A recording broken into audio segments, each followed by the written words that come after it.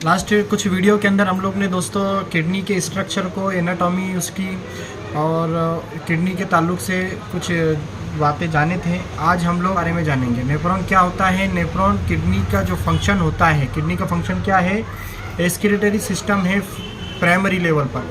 तो इसका जो सिस्टम है, उसका जो फंक्शन है, अहम फंक्शन जिसको हम कहते हैं एक्सक्रीटरी सिस्टम, जो टॉक्सिन्स को क्या करता है, रिमूव करता है और ब्लड को प्योर करता है। प्योर होने के बाद ब्लड वापस जो है तो सर्कुलेशन के अंदर आ जाता है।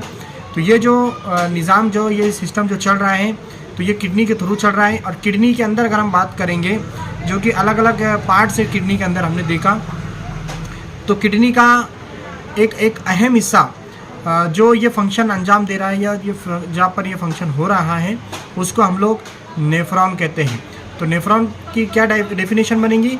The structural and functional unit of kidney, यानी कि किडनी हमारे बॉडी के अंदर दो होती है, पेयर में होती है।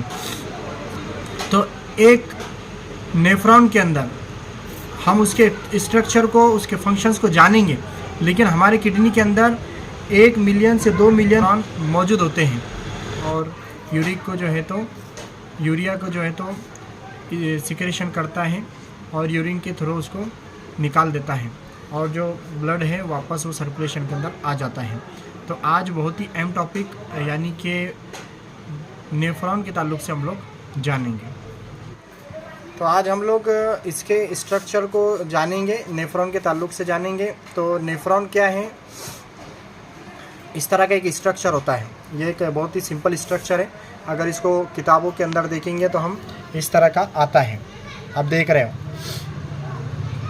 लेकिन हम समझने के लिए एक सिंपल स्ट्रक्चर जो है तो हमने निकाले हैं, और उसके ज़रिए हम जो तो समझने की कोशिश करेंगे। तो सबसे पहले जैसे कि हमने किडनी के अंदर देखा था,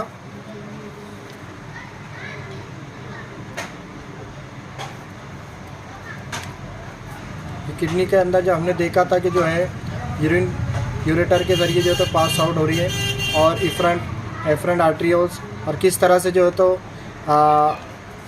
रीनल आर्टरी और रीनल वेन का सिस्टम होता है, उसकी जो तो किडनी का जो ब्लड सप्लाई वो किस तरह से होता है, और यूरिन जो है तो किस तरह से यहाँ से ब्लैडर के अंदर आता है। इस ताल्लुक से हमने पहली क्लिप के अंदर देख लिए थे। तो अभी इस क्लिप के अंदर हम लोग जानेंगे कि जो फिल्ट्रेशन का काम हो रहा है, यानी कि नेफ्रॉन का जो काम हो रहा है, वो किस तरह से होता है। तो दोस्तों सबसे पहले ये जो है तो रीनल आर्टरी के ज़रिए यहाँ पर सर्कुलेशन आ रहा है, ब्लड आ रहा है रीनल आर्टरी के ज़रिए। तो सबसे पहले रीनल आर्टरी यानी जो किडनी को ब्लड सप्लाई करती है वो आ रही है, और वो जब आ रही है तो वो एफरेंट आर्टियोल के ज़रिए आ रही है। एफरेंट आर्टियोल के ज़रिए से वो आ रही है, और यहाँ पर जो है तो उसका एक नेटवर्क बन रहा है, जाल बन रहा है, जो कप शेप होता है, जिसको हम लोग ग्लोमेरुलस बोलते हैं, बोमन्स कैप्सूल भी बोलते हैं। अब ये जो है तो इस तरह से यहाँ पर नेटवर्क बन रहा है, और बाद में इसका जो है तो कंटिन्यूस हो रहा है ये एफरेंट आर्टियोल के अंदर। आते वक्त एफरेंट आर्टियोल है, उसके बाद उसका नेटवर्क बन रहा है जिसको हम ग्लोमेरुलस बोलते हैं, और उसके बाद जो है तो ये आगे कंटिन्यूस, और ये आगे कंटिन्यूस हो रहा है एफरेंट आर्टियोल। तो इसको कैसे याद रखेंगे? ABCD के अगर हम देखेंगे तो A पहले आता है, E बाद में आता है। तो आने वक्त एफरेंट आर्टियोल है, जाते वक्त एफरेंट है, और बीच में जो है कैपिलरीज वगैरह के अंदर जो यह डिस्ट्रीब्यूट हो रहा है, तो वो ग्लोमेरुलस हम उसको कहते हैं। अब ये जो है इसका जो शेप आप लोग देख रहे हैं, इसके भी जो है तो अलग अलग नाम होते हैं। अब ये जो शेप है यहाँ पर, इसको कहते हैं प्रोक्सिमल,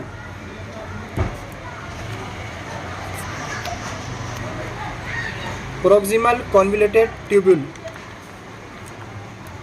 और ये जो इस तरह से शेप है, इसको लूप ऑफ हेनले कहते हैं। ये डिसेंडिंग होता है, और ये असेंडिंग वाला होता है। लूप ऑफ हेनले इन्होंने नाम रखे थे इस स्ट्रक्चर का, इसलिए उनके नाम से इसको जाना जाता है, लूप ऑफ हेनले।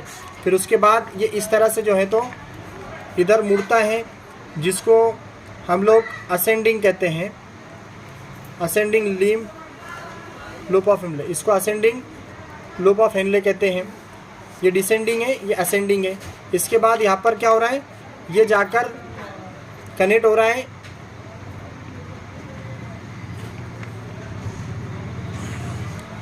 ये यहाँ पर जाने के बाद कलेक्टिंग डक्ट्स के अंदर, ये जो कलेक्टिंग डक्ट्स है उसके अंदर जो है तो कनेक्ट हो रहा है।